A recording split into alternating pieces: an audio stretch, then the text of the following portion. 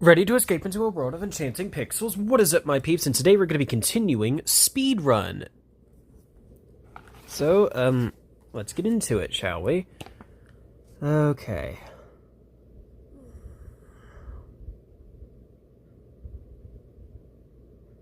Oh, wait, hold on. We already read this part. Oops. Okay. We didn't read this part, though. Alright, Running Wild. With Sonic now established, as a gaming phenomenon, it came to no surprise to find the rights to produce a TV series based on the character were snapped up. The offering that emerged from the US-French firm Deke, however, wasn't quite what was expected. The Adventures of Sonic the Hedgehog is best thought of as a series featuring the character rather than one about him.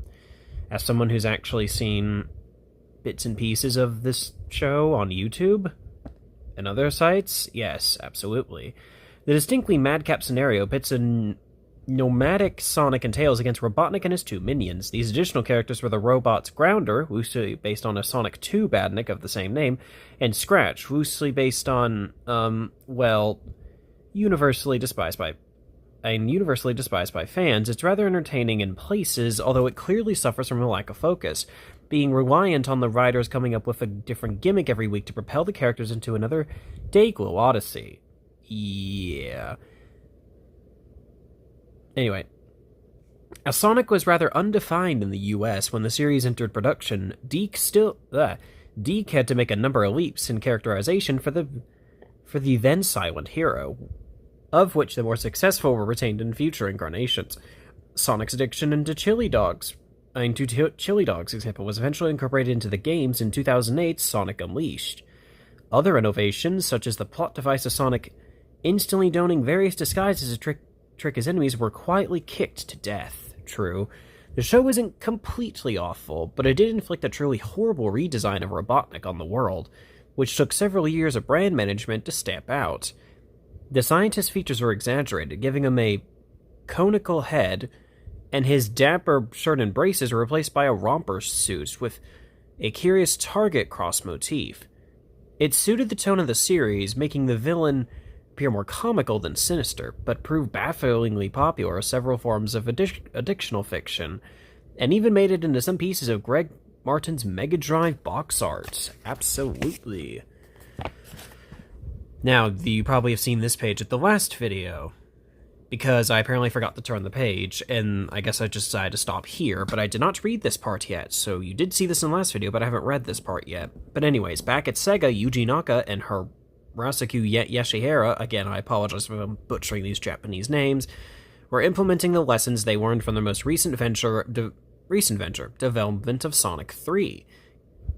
Commenced after a far-reaching adjustment of Sonic Team, with the two leaders putting together a mainly Japanese group for the development of the series' next core installment. Despite an olive branch being extended by their former employees at Sega of Japan, they turned down the chance to relocate the team from the US, although Naka has since admitted to suffering homesickness by this point.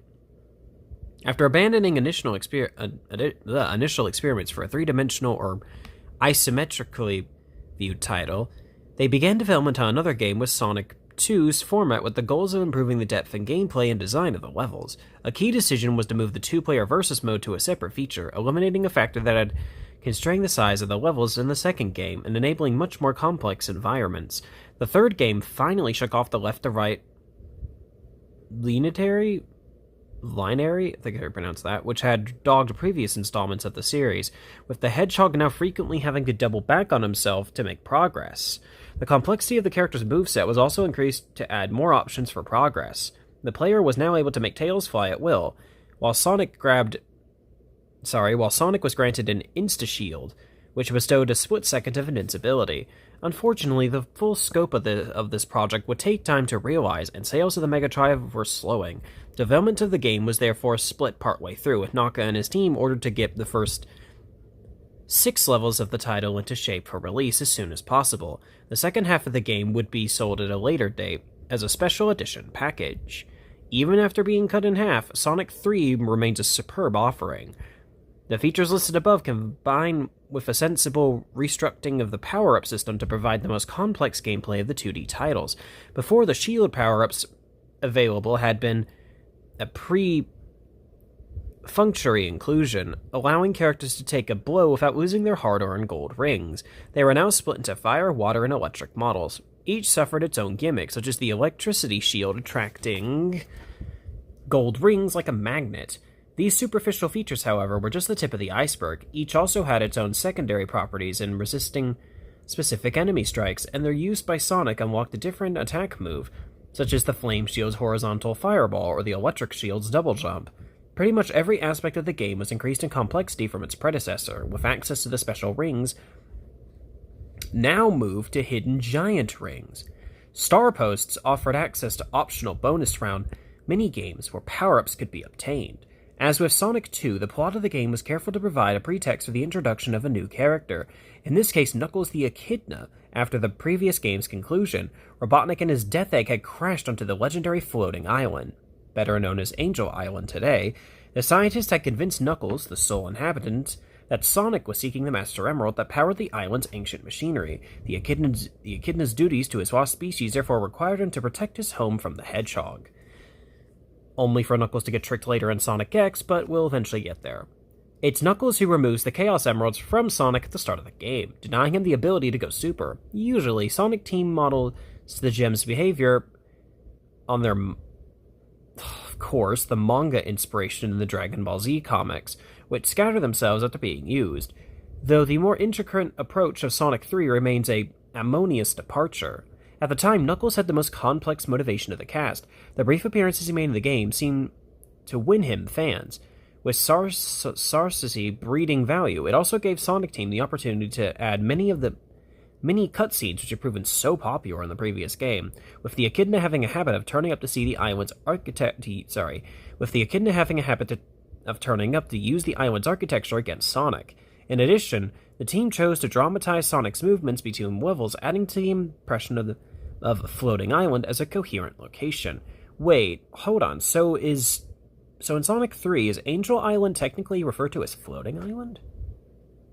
I guess. Anyway, despite the success of Masato Nakarama's scores for the first two games, the composer had parted ways with Sega.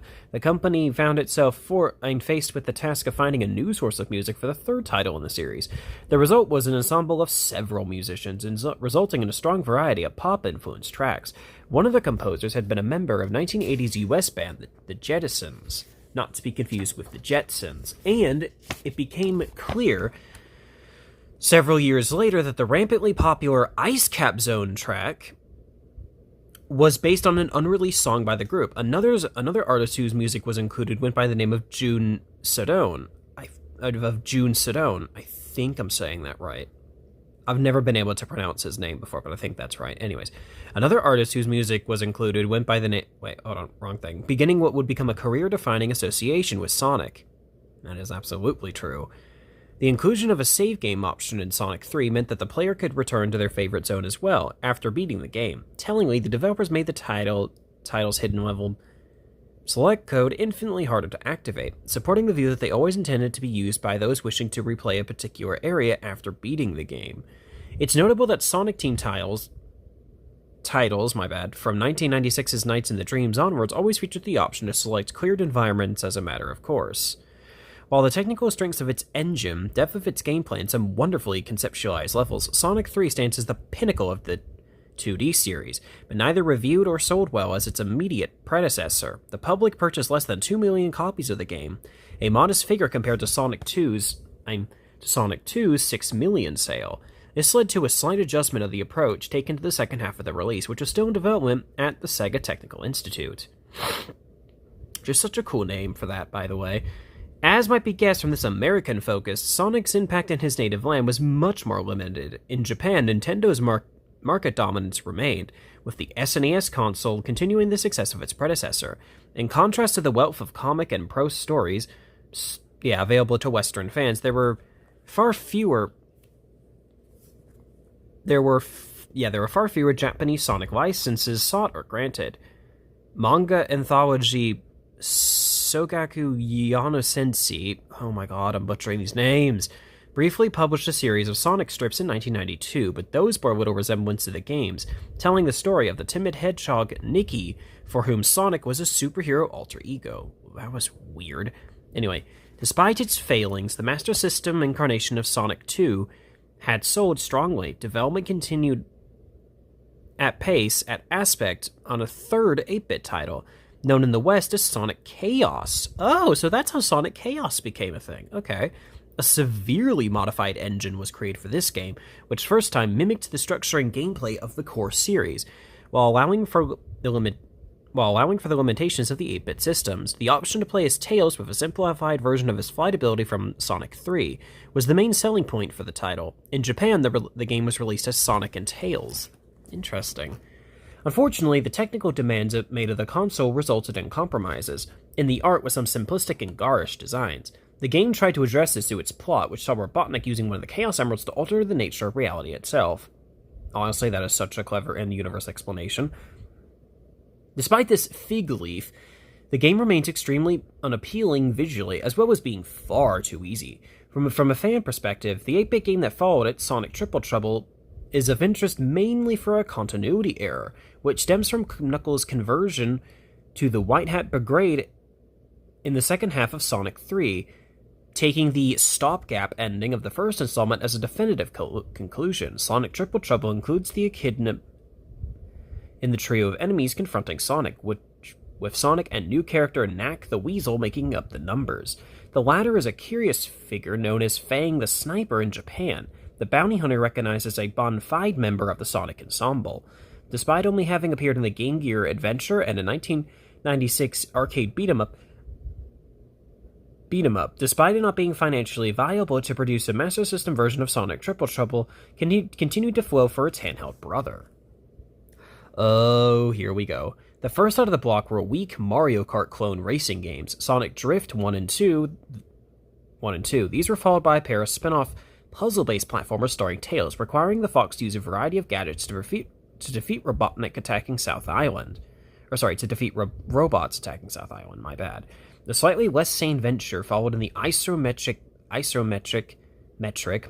Sonic Labyrinth. The greatest entertainment that this spin-off provided actually came from a scathing review in the magazine Sega Pro, written as a piece of Sonic fanfiction. The Game Gear's parting shot to the franchise came with one final title, Sonic Blast, featuring both Sonic and Knuckles as playable characters. It presented a bizarre combination of graphics in the pre-rendered style popularized by Nintendo's Donkey Kong Country, with the art direction and slower gameplay of the first 8-bit iteration Sonic. It's hard not to be reminded of the cliché of an elderly Japanese soldier emerging from a tiny island in the Pacific, unaware that the Second World War is long over. Somewhere in downtown Tokyo, there's probably still an Aspect office churning out Game Gear titles, blissfully unaware of their lack of sales. Honestly, I wouldn't put it past somebody. Anyway, number 4, region-specific. The ongoing success of Sonic made it clear to Sega of America that a more substantial conception of the character was needed to rival the European setup. This emerged in the Adventures of Sonic the Hedgehog successor series. The show was officially titled just Sonic the Hedgehog. Really, Sega? Anyway. But is universally referred to as fans as SAT-AM, so Sonic SAT-AM, due to its Saturday morning transmission slots. It is a completely different proportion to its predecessor, with a noticeable shift of tone. I hesitate to use the word serious for a TV show about a talking cartoon animal, but SAT-AM was primarily an adventure series, compared to Adventures of Sonic, Sonic's pure comedy. SAT-AM's Sonic joined a group of resistance fighters against Robotnik's control of Mobius and hides out in a forest camp near the Scientist City stronghold.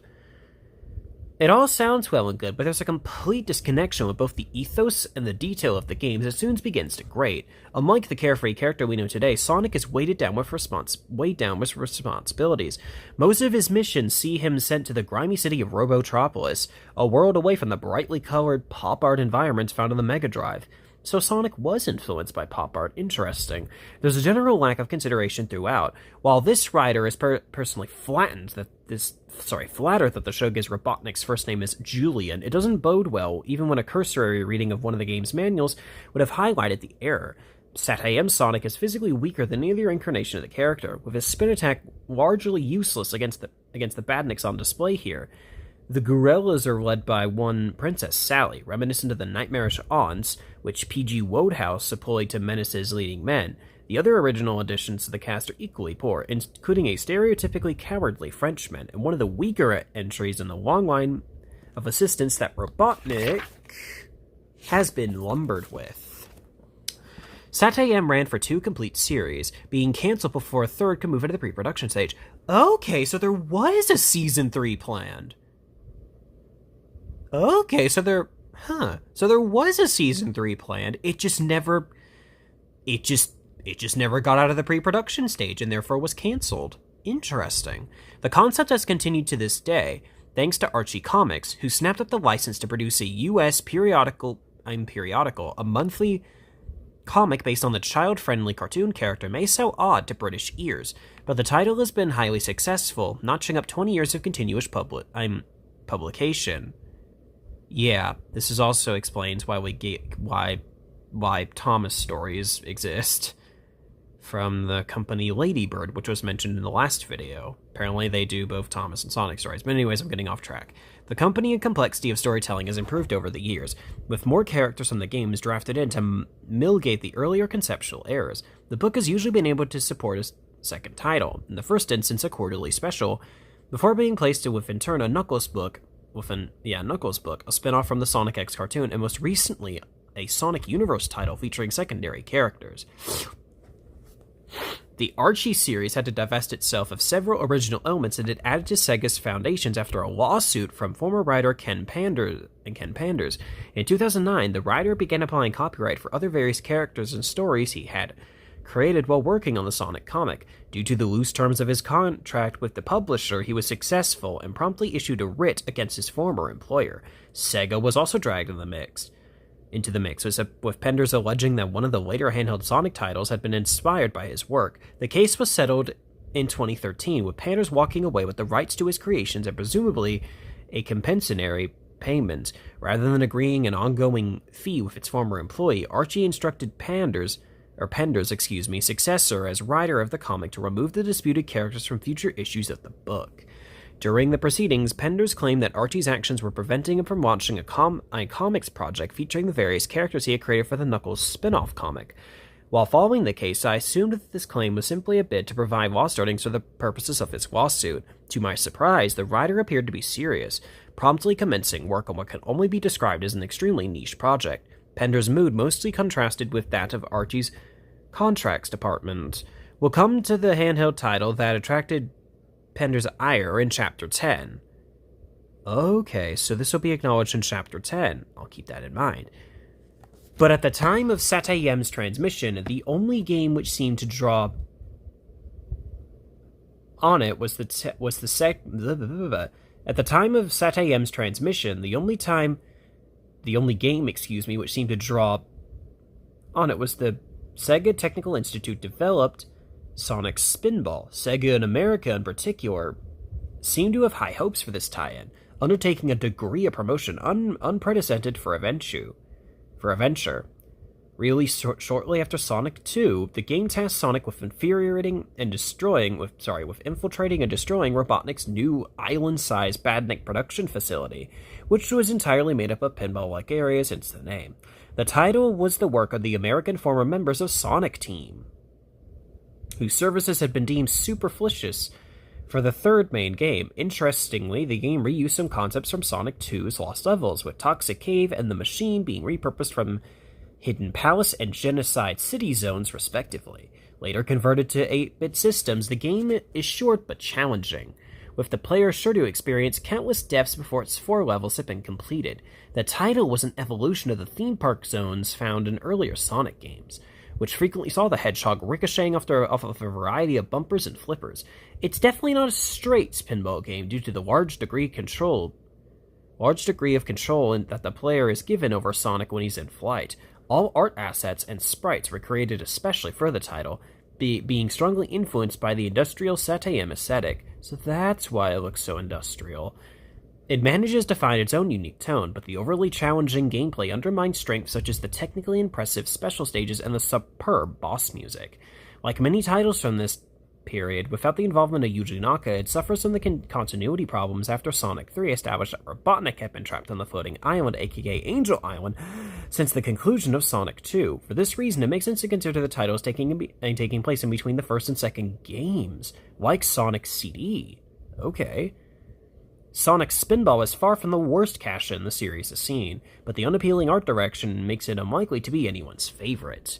Across the Atlantic, the European Sonicverse was still going all guns a-blazing with the arrival of Fleetway's Sonic the Comic.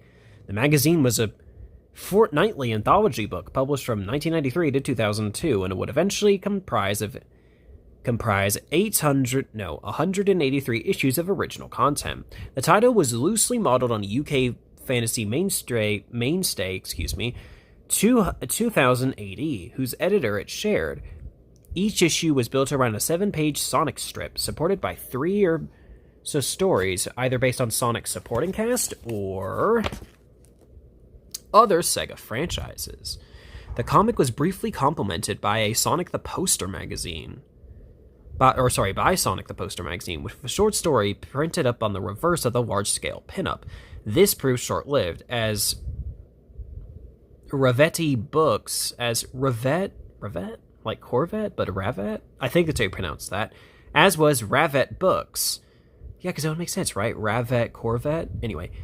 As was Ravet Books, collecting of the main Sonic the Comic storylines in paperback. Although striving to be consistent with other UK holders of the Sonic franchise, Fleetway had leeway, very funny, to portray the characters as it saw fit, giving its creatives a surprisingly large amount of freedom.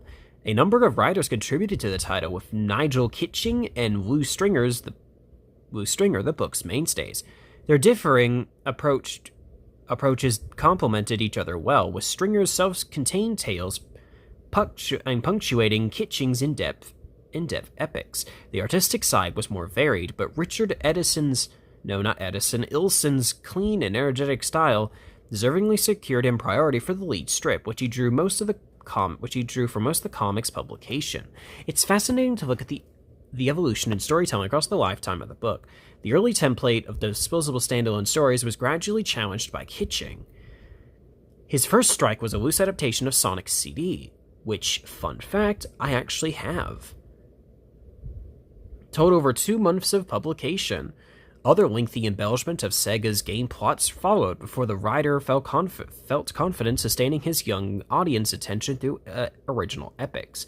A breakup moment came when the storyline featuring an army of metal Sonics, which began in the back of Knuckles' strip before concluding in the main Sonic feature. Aside from his keen grasp of the appeal of Metal Sonic, here dubbed Metallics, with an X, Kitching's other trademark was his radical reinterpretation of Supersonic. In place of the benign demigod whom Sonic Team sought to portray, Kitching and Elson graced their strips with a spiral-eyed psychopath. The comic's longest-running storyline saw him forcibly separated from his host. After the comic reached its 5-year lifespan that Fleetway's management had envisioned for it, the company began winding the title down, replacing backup strips with reprints and eventually axing the new content altogether. For a dead-licensed comic, it enjoyed a surprisingly active afterlife, and most of its creators still work in the industry today. Bizarrely, some of the early stories were scripted by Mark Millar?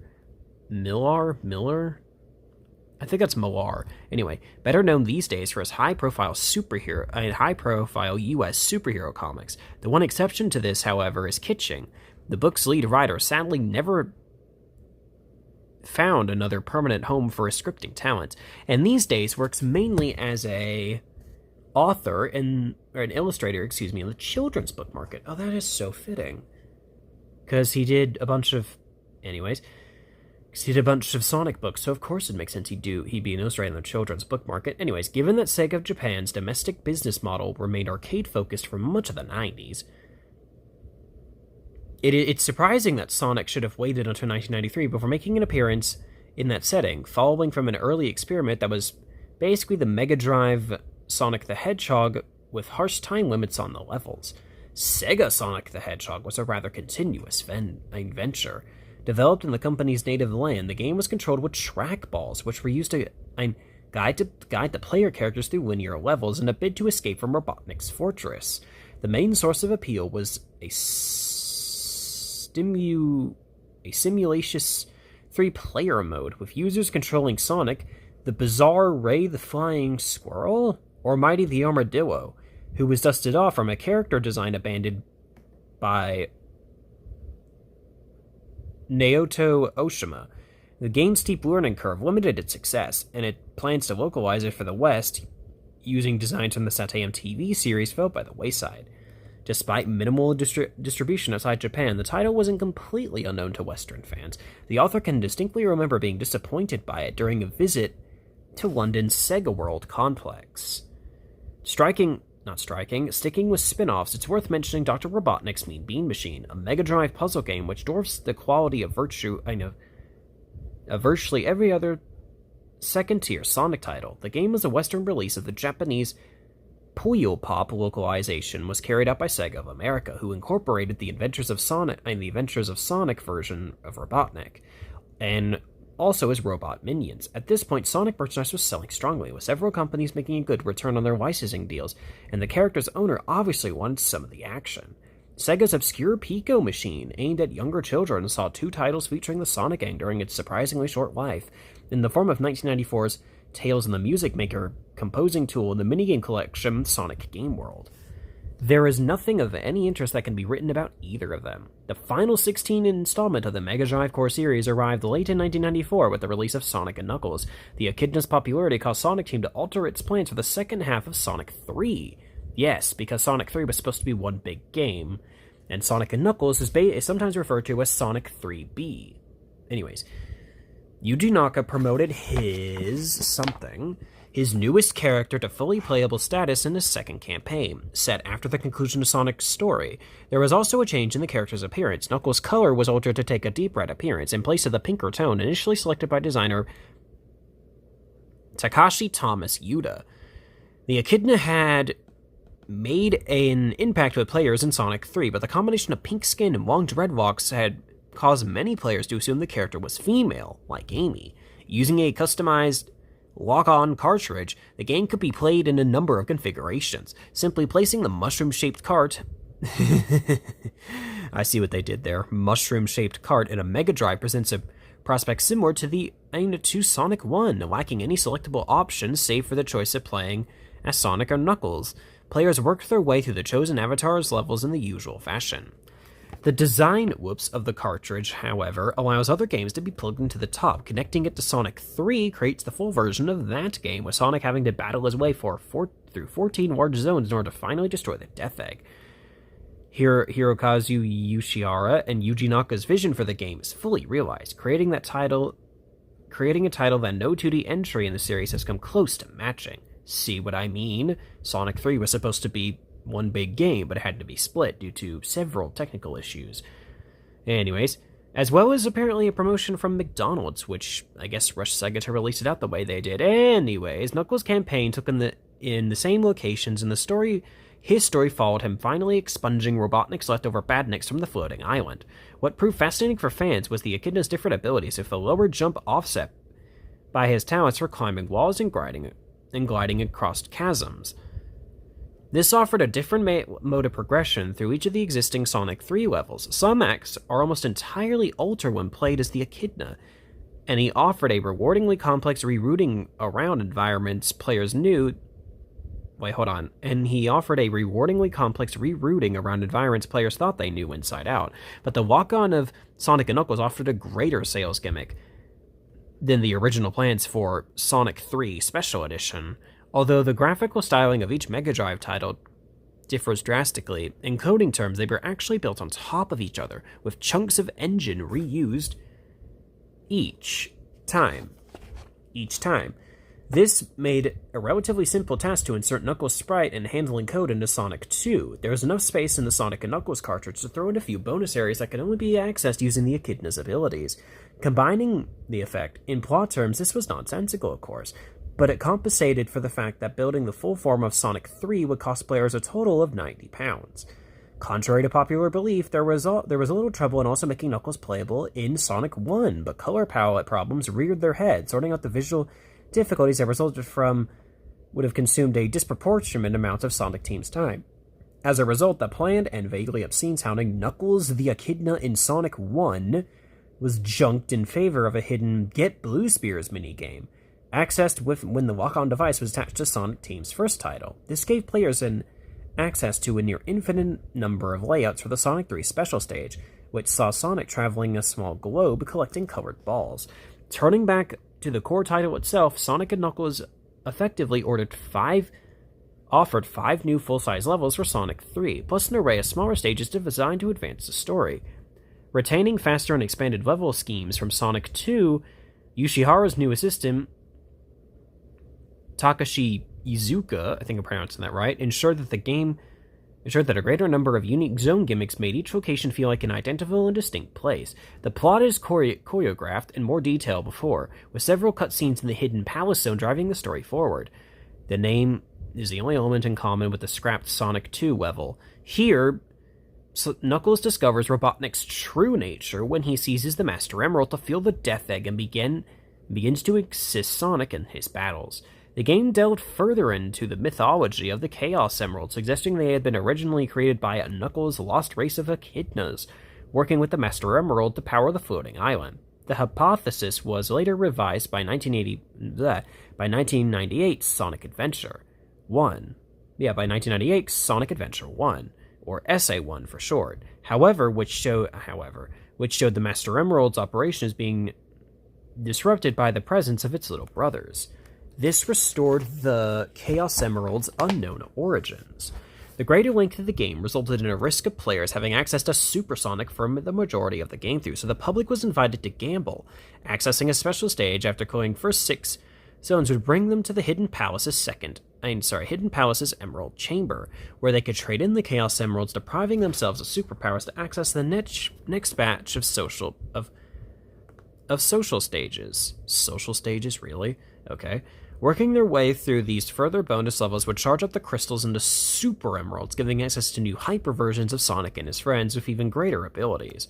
The game's background music unsurprisingly maintained the tone of Sonic 3, although a number of interesting changes are made to the earlier game via the lock-on cartridge. Unsurprisingly, the Sonic and Knuckles theme is played to signify invincibility, but there's a genuine artistic direction in replacing the short, punchy Knuckles theme with more elaborate or oriental composition. The mid-boss music, inspired by Sonic 3's Knuckles theme, is also removed, but the tune that replaces it was already present in Sonic 3's code. In the vanilla Sonic 3, the revised boss music can be heard by exploiting a glitch. Clearly, the soundscape and tone of Sonic 3 was still a work in progress when the first half of the game was rushed to the shops, right? Anyway, while there have been previously a couple of mini-album CDs of music inspired by the Sonic games, Sonic & Knuckles was the first to receive a genuine soundtrack release. Although apparently recorded from the Mega Drive sound chip, the versions of each track on the album contain movements and phrases not found in the console games versions, having been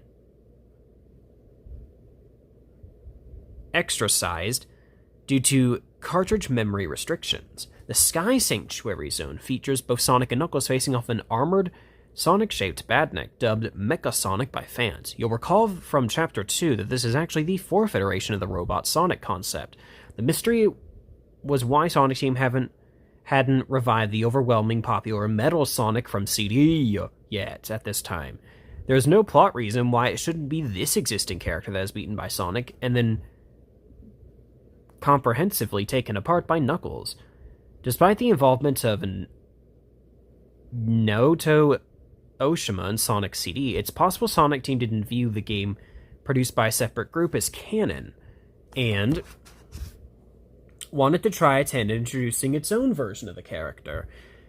If this supposition is true, then at least they threw in the towel for good grace afterwards. As an in-joke in the later Sonic Adventure 1, both the Sonic CD and Sonic & Knuckles robots can be glimpsed side by side in stasis pods in Robotnik's base. Since this point, only the popular Sonic CD Metal Sonic design has appeared in the series.